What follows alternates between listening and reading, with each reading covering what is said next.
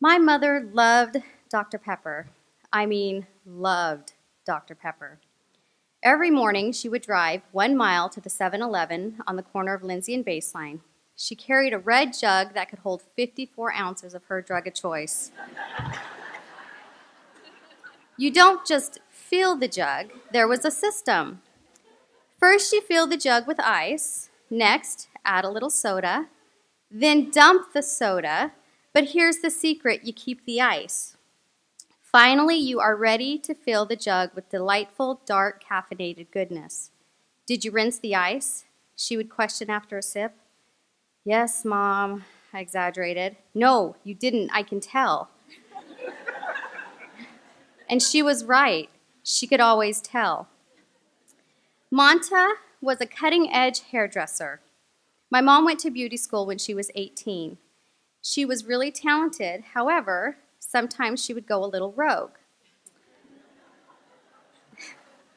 As a family, we joked that you never knew what you were going to get. I myself have sported some real gems. The Mexi mullet, the treasure troll, mushroom head, and my personal favorite, the Manchichi, ode to the popular toy in the 80s that resembled a monkey. It's just hair, she would say as a matter of fact. Oh, don't worry, it'll grow back. And it always did. When my older siblings were toddlers, my mother started tending children out of our home. It started with just a few, but by the time I was in high school, there were at least 20 kids on any given day. My mother had it down to a science how to care for so many kids. It was really an amazing thing to watch and to be part of.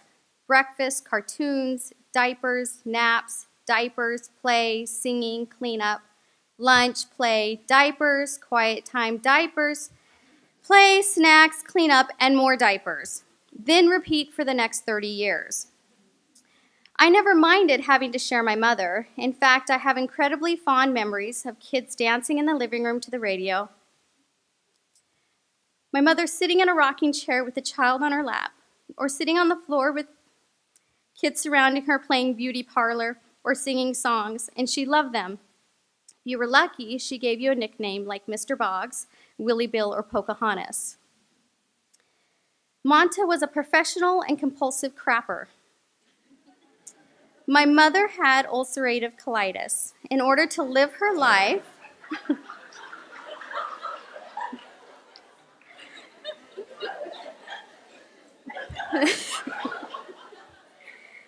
in order to live her life and not be stuck at home, we traveled with a white, economy-sized, empty ice cream bucket lined with trash bags.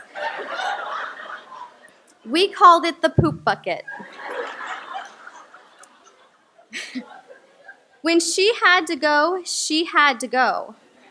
It takes skill to go to the bathroom while someone, sometimes a teenager, is driving the car. On car rides, we always knew who dealt it.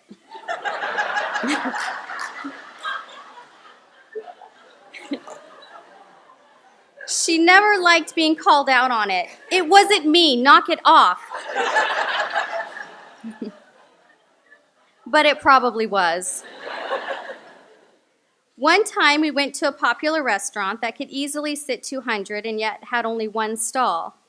My mom got creative and found a mop bucket. Shit happens.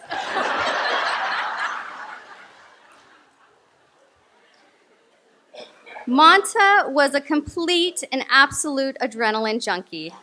My mother never met a carnival ride that she walked away from. The last ride she rode was the slingshot that throws you into the air 100 meters. I have a video, and as they strap her in next to my brother, she is giddy with excitement. "Are you excited?" she asked my brother. Boom, they're snapped in the air, and next is a series of expletives. Shit! Oh, shit! Followed by uncontrolled laughing. The ball continues to bounce back and forth and eventually starts to slow. This is so fun. Was it worth it? She questions my brother. He replies yes, and she responds, oh, it was so worth it. Monta loved her children fiercely and undeniably. 2 were homemade, and 4 were bought and smuggled into the USA. My mother being the one to smuggle 2 of us across the border. My dad remembers the time with fear and anxiety, while my mother shares details about what we looked like, how we smelled, and how she cradled us as they crossed customs. Have you anything to claim? Nope. All right, drive ahead. I loved hearing my mother talk about my adoption. My birth mother could not care for me and left me with an old lady. The old lady fed me only rice water for my first month and a half of life. I was severely malnourished and left alone, very alone. My mother loved me before she held me, and even more so after. Despite my funny-looking head and distended belly and angry face, she loved me. Monta was unimaginably strong and yet stupid. In my mother's last 2 years of life, she chose to face her illness alone. She had gone to a doctor who advised her to see a doctor. She didn't. She tried every herb, vitamin, oil, ionic bath, massage therapist, chiropractic, and naturopathic doctor to no avail. In her final 2 weeks, she could not hide her illness anymore.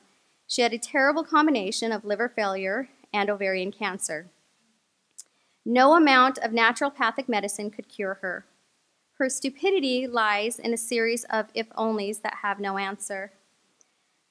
How she endured the months of excruciating pain and her own finality alone, I cannot imagine. Ironically, when her mother died 2 years earlier, I remember saying, "I don't know how you can do this," speaking about losing her mother and still living life. I could never do that, and yet somehow I did.